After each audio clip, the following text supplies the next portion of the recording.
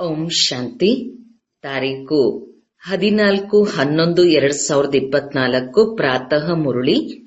ಮಧುರ ಮಕ್ಕಳೇ, ಈ ಕಣ್ಣುಗಳಿಂದ ಏನೆಲ್ಲವೂ ಕಾಣಿಸುವುದೋ ಇದೆಲ್ಲವನ್ನು ನೋಡಿಯೂ ನೋಡದಂತಿರಿ. ಇದರಿಂದ ಮಮತೆಯನ್ನು ತೆಗೆಯಿರಿ, ಏಕೆಂದರೆ ಇದಕ್ಕೆ ಬೆಂಕಿ ಬೀಳಲಿದೆ. ಪ್ರಶ್ನೆ: ಈಶ್ವರೀಯ ಸರ್ಕಾರದ ಗುಪ್ತ ಕರ್ತವ್ಯ ಯಾವುದಾಗಿದೆ? ಅದನ್ನು ಪ್ರಪಂಚದವರು ತಿಳಿದುಕೊಂಡಿಲ್ಲ.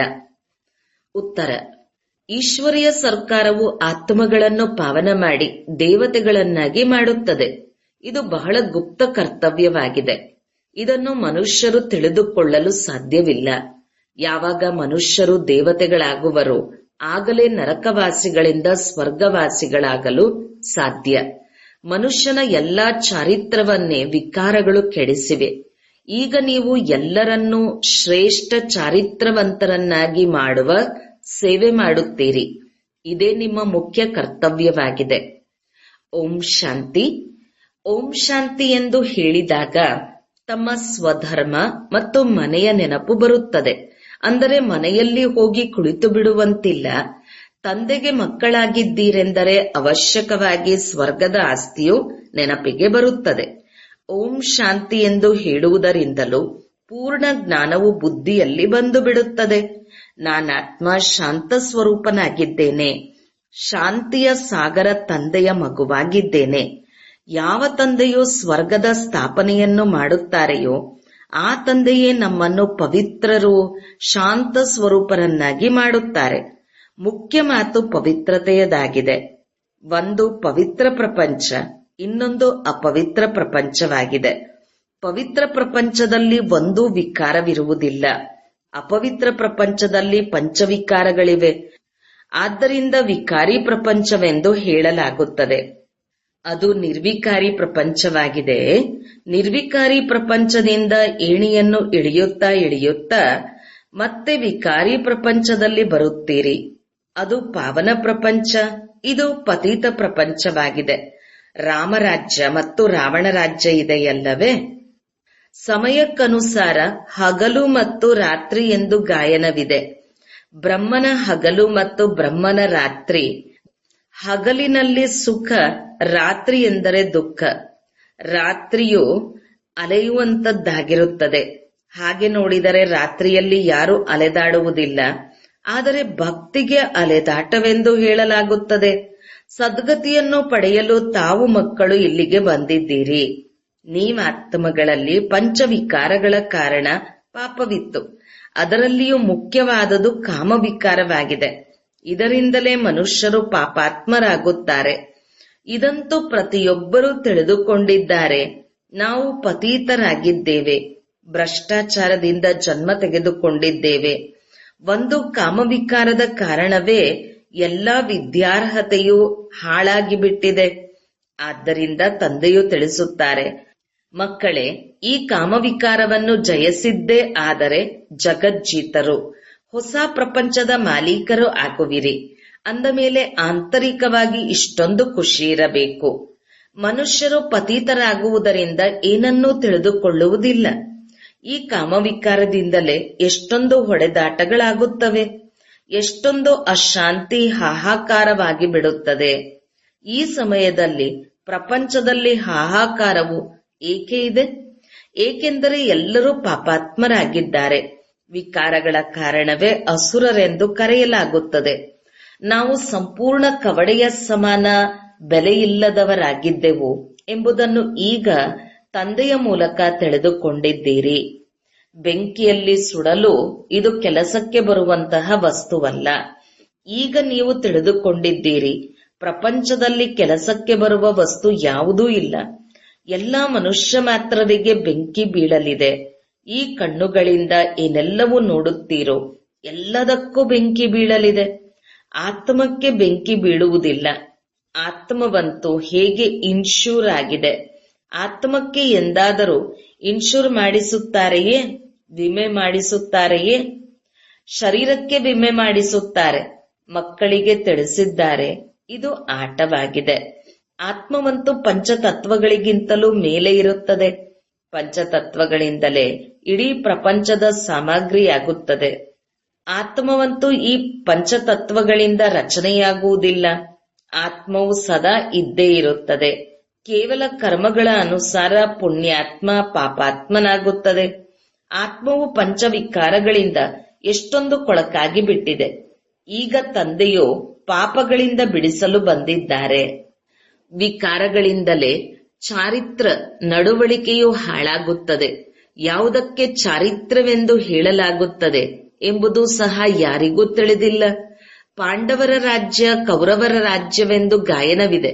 ಪಾಂಡವರು ಯಾರೆಂಬುದು ಸಹ ಯಾರಿಗೂ ತಿಳಿದಿಲ್ಲ. ಈಗ ನೀವು ತಿಳಿದುಕೊಳ್ಳುತ್ತೀರಿ, ನಾವು ಈಶ್ವರಿಯ ಸರ್ಕಾರದವರಾಗಿದ್ದೇವೆ. ರಾಮರಾಜ್ಯವನ್ನು ಸ್ಥಾಪನೆ ಮಾಡಲು ತಂದೆಯು ಬಂದಿದ್ದಾರೆ. ಈ ಸಮಯದಲ್ಲಿ ಈಶ್ವರಿಯ ಸರ್ಕಾರವು ಏನು ಮಾಡುತ್ತದೆ? ಆತ್ಮಗಳನ್ನು ಪಾವನ ಮಾಡಿ ದೇವತೆಗಳನ್ನಾಗಿ ಮಾಡುತ್ತದೆ.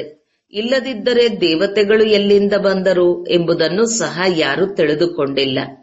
ಆದ್ದರಿಂದ ಇದಕ್ಕೆ ಗುಪ್ತ ಸರ್ಕಾರವೆಂದು ಹೇಳಲಾಗುತ್ತದೆ. ಇಲ್ಲಿರುವುದು ಮನುಷ್ಯರೇ, ಆದರೆ ಹೇಗೆ ದೇವತೆಗಳಾದರು? ಯಾರು ಮಾಡಿದರು? ದೇವಿ ದೇವತೆಗಳು ಸ್ವರ್ಗದಲ್ಲಿಯೇ ಇರುತ್ತಾರೆ ಅಂದ ಮೇಲೆ ಅವರನ್ನು ಸ್ವರ್ಗವಾಸಿಗಳನ್ನಾಗಿ ಯಾರು ಮಾಡಿದರು? ಸ್ವರ್ಗವಾಸಿಗಳಿಂದ ಮತ್ತೆ ನರಕವಾಸಿಗಳಾಗುತ್ತಾರೆ. ನರಕವಾಸಿಗಳಿಂದ ಪುನಃ ಸ್ವರ್ಗವಾಸಿಗಳಾಗುತ್ತಾರೆ. ಇದನ್ನು ನೀವು ಸಹ ತಿಳಿದುಕೊಂಡಿರಲಿಲ್ಲ ಅಂದ ಮೇಲೆ ಅನ್ಯರು ಹೇಗೆ ತಿಳಿದುಕೊಳ್ಳುತ್ತಾರೆ? ಸತ್ಯಯುಗಕ್ಕೆ ಸ್ವರ್ಗವೆಂದು ಕಲಿಯುಗಕ್ಕೆ ನರಕವೆಂದು ಹೇಳಲಾಗುತ್ತದೆ. ಇದನ್ನು ಸಹ ನೀವು ಈಗಲೇ ತಿಳಿದುಕೊಂಡಿದ್ದೀರಿ. ಈ ನಾಟಕವು ಮಾಡಲ್ಪಟ್ಟಿದೆ. ಇದು ಪತೀತರಿಂದ ಪಾವನರಾಗುವ ವಿದ್ಯೆಯಾಗಿದೆ. ಆತ್ಮವೇ ಪತೀತವಾಗುತ್ತದೆ. ಪತೀತರಿಂದ ಪಾವನರನ್ನಾಗಿ ಮಾಡುವ ಕರ್ತವ್ಯವನ್ನು ತಂದೆಯು ನಿಮಗೆ ಕಲಿಸಿದ್ದಾರೆ. ಪಾವನರಾದರೆ ಪಾವನ ಪ್ರಪಂಚಕ್ಕೆ ಹೋಗುವಿರಿ. ಆತ್ಮವೇ ಪಾವನವಾಗಬೇಕು, ಆಗಲೇ ಸ್ವರ್ಗಕ್ಕೆ ಯೋಗ್ಯವಾಗುವುದು. ಈ ಜ್ಞಾನವು ನಿಮಗೆ ಈ ಸಂಗಮ ಯುಗದಲ್ಲಿಯೇ ಸಿಗುತ್ತದೆ.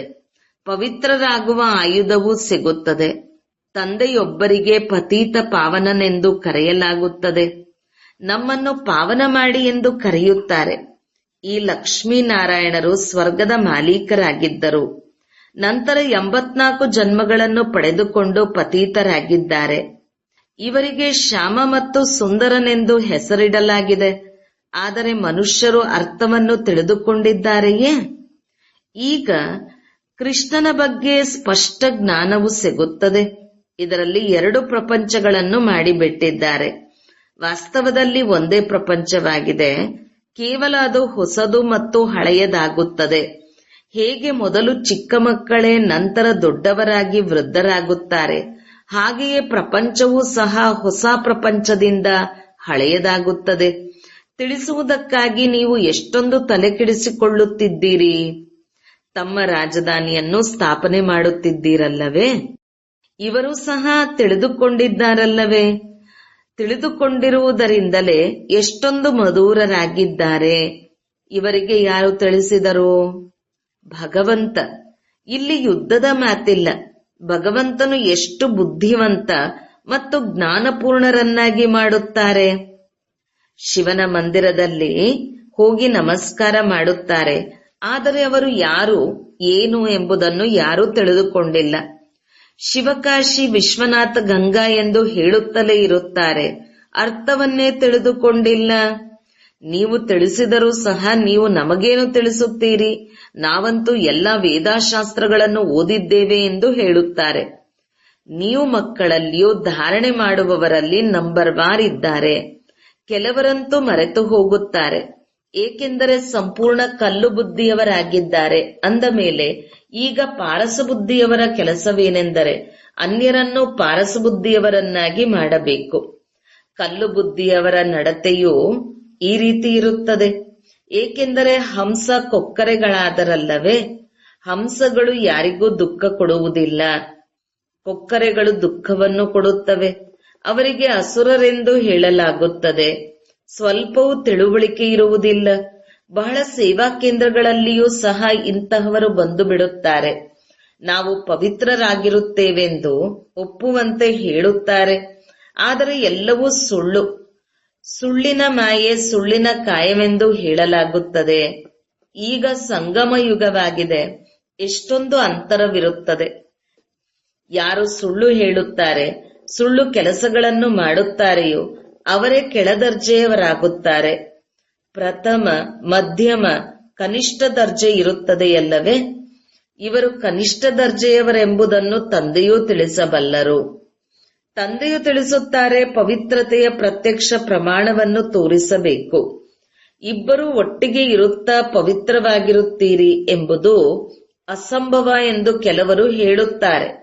ಆದರೆ ಮಕ್ಕಳಲ್ಲಿ ಯೋಗಬಲವಿರದ ಕಾರಣ ಇಷ್ಟು ಸಹಜವಾದ ಮಾತನ್ನೂ ಸಹ ಪೂರ್ಣ ರೀತಿಯಿಂದ ತಿಳಿಸಿಕೊಡಲು ಆಗುವುದಿಲ್ಲ.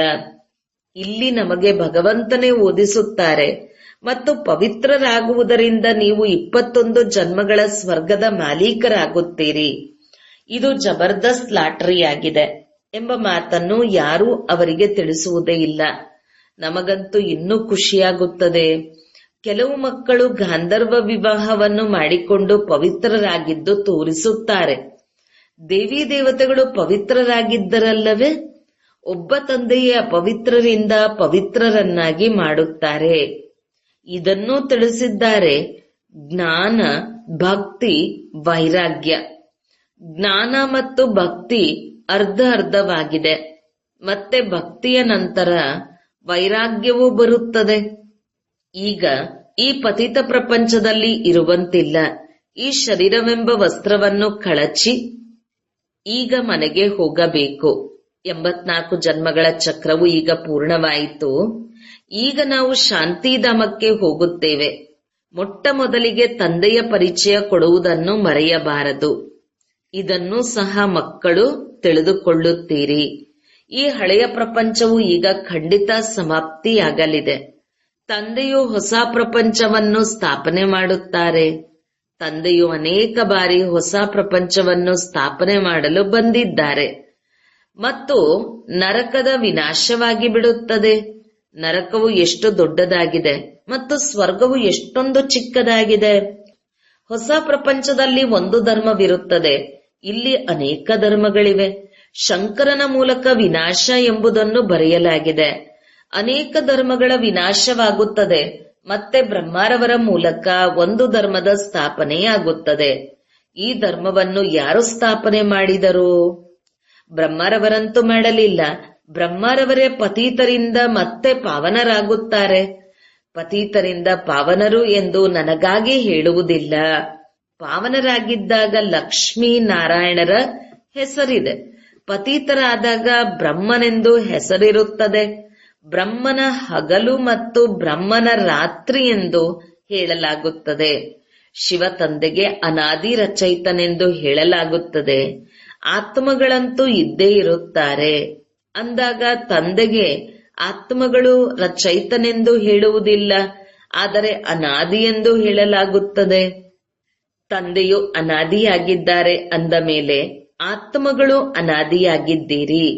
ಆಟವು ಅನಾದಿಯಾಗಿದೆ. ಇದು ಅನಾದಿ ಮಾಡಲ್ಪಟ್ಟ ನಾಟಕವಾಗಿದೆ.